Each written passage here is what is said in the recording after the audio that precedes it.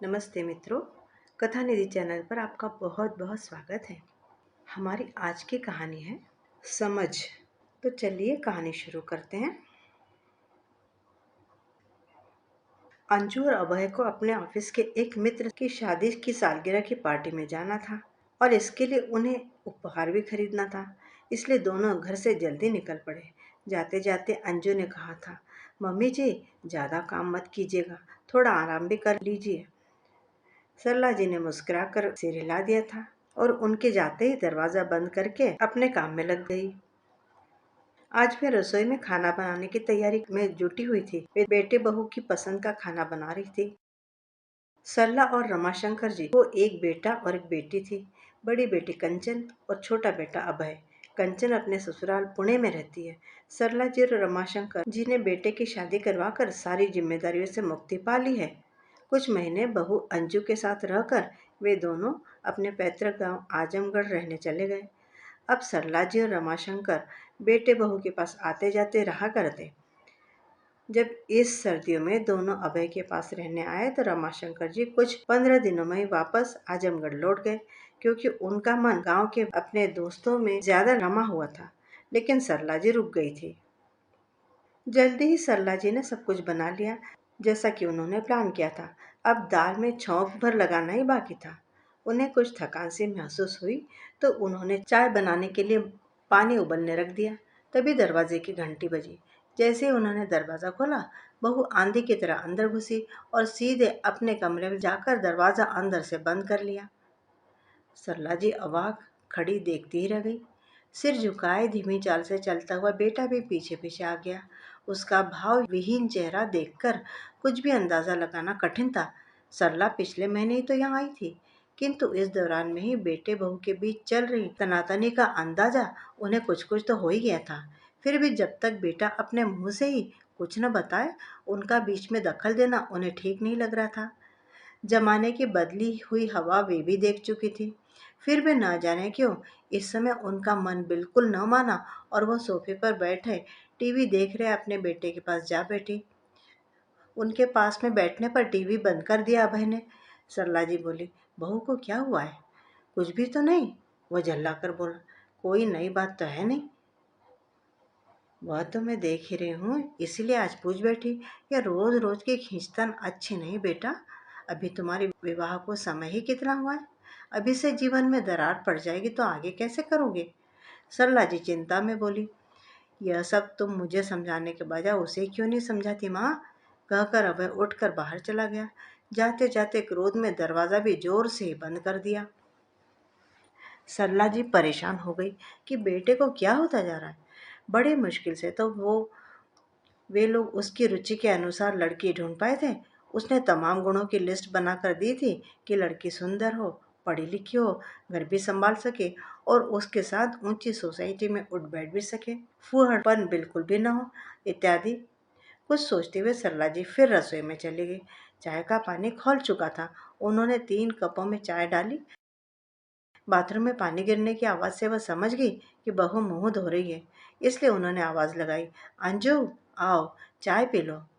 आई माँ जी, कहते हुए अंजू मुंह पोंछते हुए बाहर आ गई। चाय का कप उसे पकड़ाते हुए सरला जी ने उसकी सूजी हुई आंखें देखी तो पूछा, क्या हुआ बेटी? अंजू कुछ सोचने लगी। पिछले पूरे 1 महीने से माँ उसके व अभय के झगड़ों में हमेशा खामोश ही रही। कभी कभी अंजू को क्रोध भी आ जाता था कि ये माँ क्यों अपने बेटे से यह नहीं कहती कि इस तरह अपनी पत्नी से झगड़ना ठीक नहीं। बताओ ना अंजू, क्या बात है? सास का प्यार भरा स्वर दोबारा कानों में गूंजा तो अंजू की आंखें छलछला उठी। वह धीरे से बोली, बात सिर्फ यह है कि इन्हें मुझ पर विश्वास ही नहीं है। यह कैसी बात कर रही हो? सरला जी बेचैनी से बोली। पति अपनी पत्नी पर विश्वास न करे, यह कभी हो सकता है भला? माँ जी, यह बात आप उन्हीं से क्यों नहीं पूछती जो भरी पार्टी में किसी दूसरे पुरुष से बातें करते देखकर मुझ पर बौखला उठते और फिर किसी न किसी बहाने से बीच पार्टी से ही मुझे उठा कर ले आते। भले ही मैं आना न चाहूँ, मैं क्या बच्ची हूँ जो अपना भला बुरा नहीं समझती? सरला जी की समझ में बहुत कुछ आ रहा था। तस्वीर का एक रुख साफ हो चुका था। अपनी सुंदर पत्नी पर अपना अधिकार जमाए रखने की धुन में पति का अहंकार पत्नी के अहंकार से टकरा रहा था। वह प्यार से बोली, अच्छा तुम चाय पियो, ठंडी हो रही है, मैं अभय को समझाऊंगी। हाँ, यह कहकर सरला रसोई में चली गई। कुकर का ढक्कन खोलकर दाल छौंकी तो उसकी महक पूरे घर में फैल गई। उसी समय अजय भी अंदर आ गया और बिना किसी से बोले चाय का कप रसोई से उठाकर अंदर कमरे में लेकर चला गया। रात को जब तीनों खाना खाने बैठे तब भी अभय का मूड ठीक नहीं था।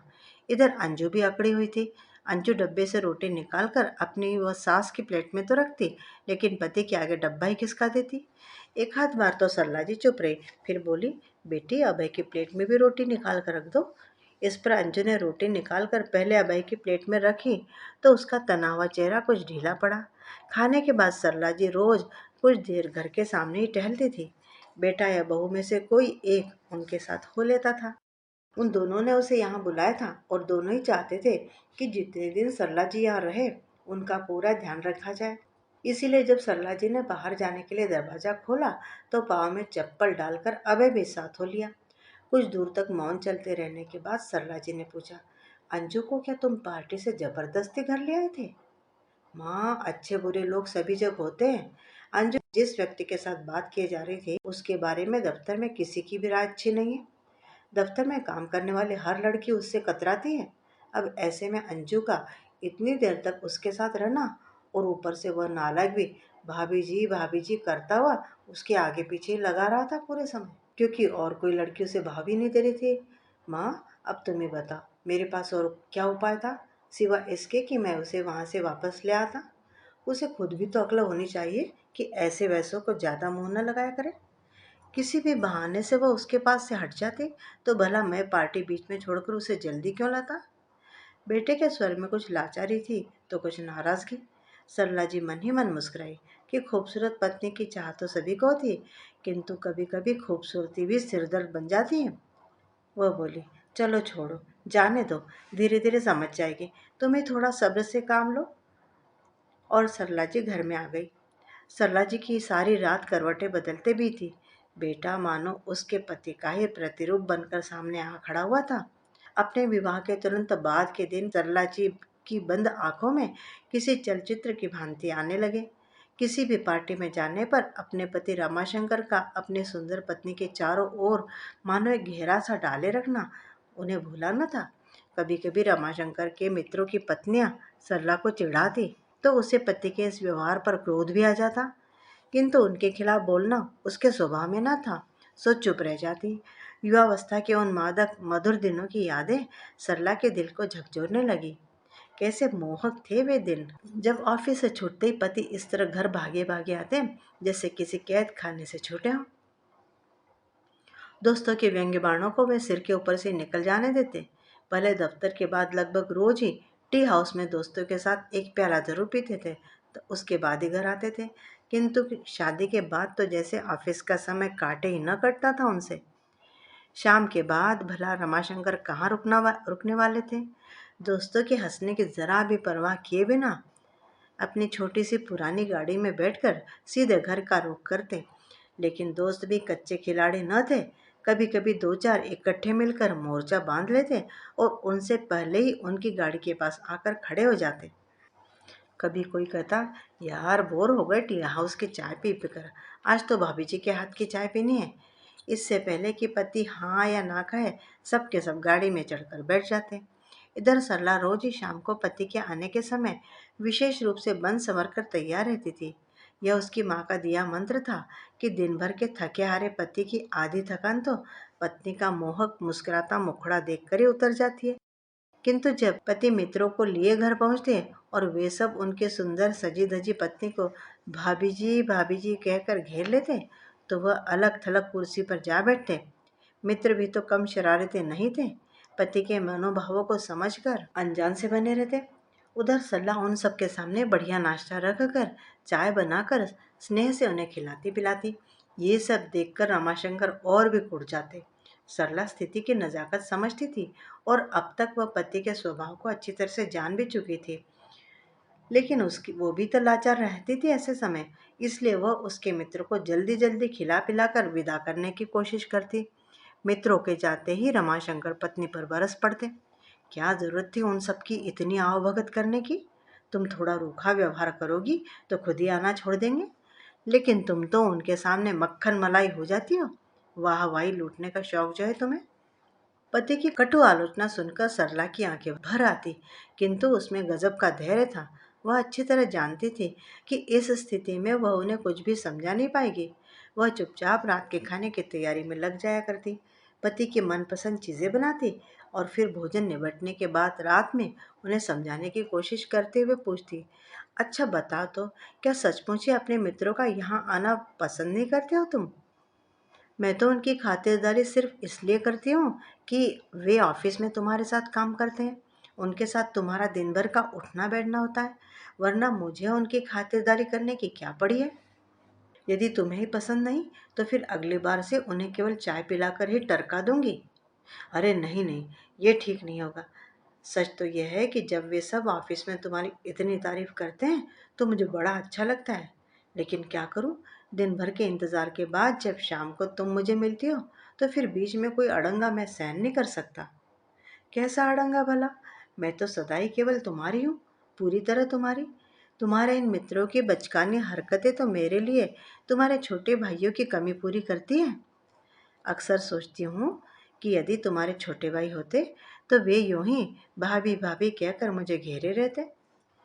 यही समझो कि तुम्हारे मित्रों द्वारा मेरे दिल की यह कमी पूरी हो जाती है। चलो ठीक है, अब बुरा नहीं मानूंगा, भूल जाओ सब।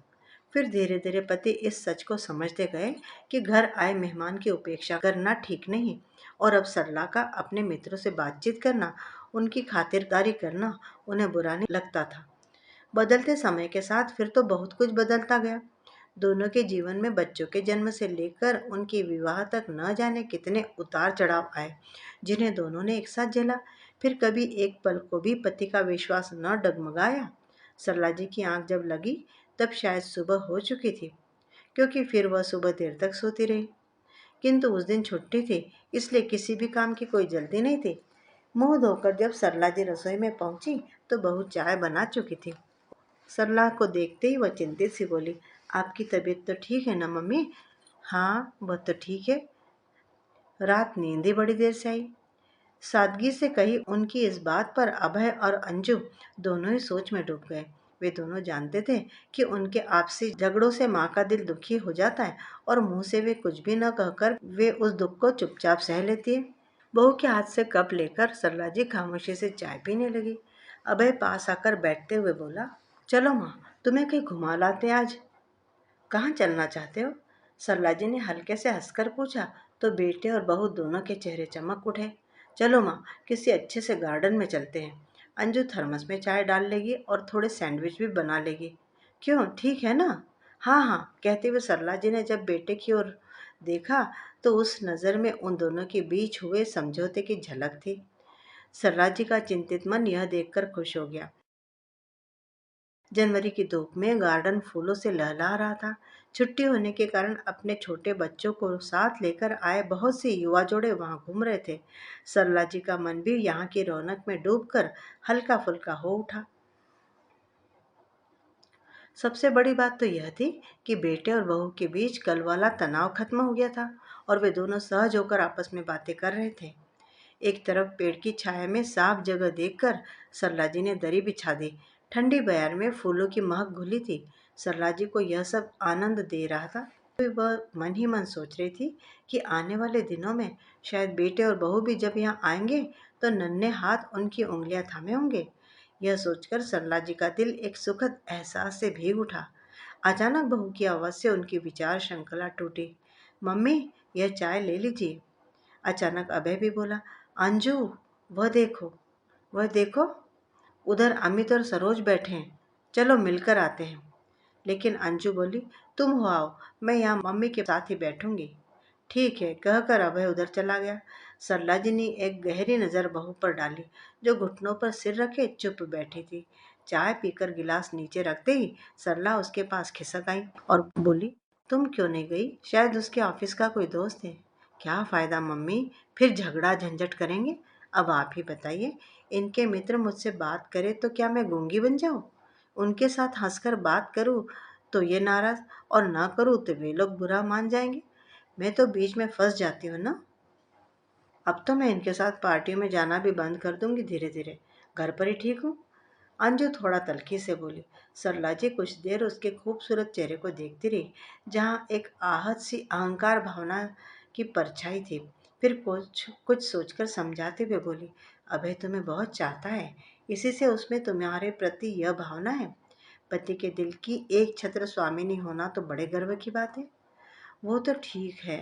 अंजू का चेहरा शर्म से लाल हो गया, किंतु जब औरों को देखती हूँ तो लगता है कि उन्हें इस बात की चिंता ही नहीं कि उनकी पत्नियां कहाँ किससे बातें कर रही है। तब तो तुम यह भी देखती होगी कि वही लोग कभी कभी शराब के नशे में डूबे उनसे गलत व्यवहार भी करते होंगे। यह सब तो कभी कभी चलता है। इन पार्टियों में सभी तरह के लोग होते हैं। तो फिर अब इस बात को भी समझो कि तुम्हारे साथ किसी का गलत व्यवहार अभय को कभी सहन नहीं होगा। विवाहित जीवन में पति का अंकुश पत्नी पर और पत्नी का अंकुश पति पर होना बहुत जरूरी है। यही एक सफल वैवाहिक जीवन का मंत्र है, जहाँ पति पत्नी दोनों एक दूसरे को गलत कामों के लिए टोक सकते हैं, एक दूसरे को सही राह दिखा सकते हैं।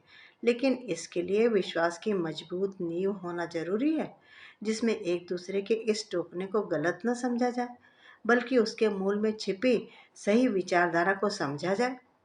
अंजू, इस अधिकार को एक दूसरे पर शासन मत समझना, बल्कि एक दूसरे के प्रति अतिशय प्रेम की अभिव्यक्ति समझना।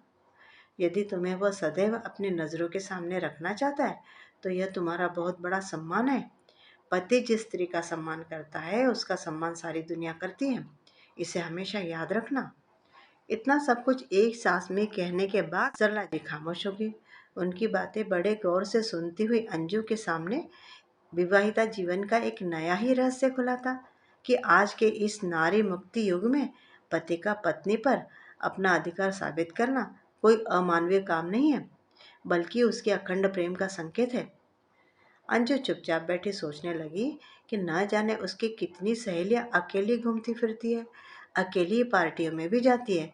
किंतु सच तो यह है कि अंजू को उन पर बड़ी दया आती है, क्योंकि अक्सर ही उन्हें किसी न किसी पुरुष के गलत व्यवहार का शिकार होना पड़ता है, जिससे उनको बचाने वाला वहाँ कोई नहीं होता। लेकिन उसके साथ तो उल्टा ही है। किसी की टेढ़ी तो क्या सीधी नज़र भी उस पर पड़े तो पति सह नहीं पाता, हमेशा ढाल बनकर खड़ा हो जाता है। इसलिए तो आज तक कभी किसी पार्टी में उसके साथ गलत व्यवहार करने की किसी की हिम्मत नहीं हुई। बुरे से बुरा व्यक्ति भी उसके सामने आकर इज्जत से हाथ जोड़कर उसे भाभी जी कहता है। फिर वह खुद भी तो किसी को ऐसा ओछा व्यवहार करने का मौका नहीं देती। ये विचार मन में आते ही अंजू को अपने पति पर बहुत ज्यादा प्यार आया। उसकी इच्छा हो रही थी कि दौड़ कर जाए और दूर खड़े पति के गले में अपनी बाहें डाल दे और कहे, अब मैं तुम्हारी किसी बात का बुरा नहीं मानूंगी अभय। मम्मी ने मेरी आंखों से नासमझी का पर्दा उठा दिया है, क्योंकि मैं समझ गई हूँ कि वह मेरा सुरक्षा कवच है। मेरे अब तक के व्यवहार के लिए मुझे क्षमा कर दो ना। मन ही मन इन विचारों में घिरी अंजू का चेहरा विश्वास की आभा से जगमगा रहा था। आंखों में मानो प्यार के दिए जल उठे थे। बड़ी बेसब्री से वह पति के आने की प्रतीक्षा कर रही थी। और सरला, वह बहू की आंखों में समझ की चमक देखकर बड़ी प्रसन्न थी। तो मित्रों, अभी आप सुन रहे थे कहानी समझ। आपको कहानी कैसी लगी? उम्मीद है कि आपको कहानी अच्छी लगी होगी। कमेंट करके बताइएगा ज़रूर। और चैनल पे नए हैं तो चैनल को सब्सक्राइब भी ज़रूर ज़रूर कर लीजिएगा। मिलती हूँ जल्दी ही एक और बढ़िया सी कहानी के साथ। तब तक विदा। आपका दिन शुभ हो।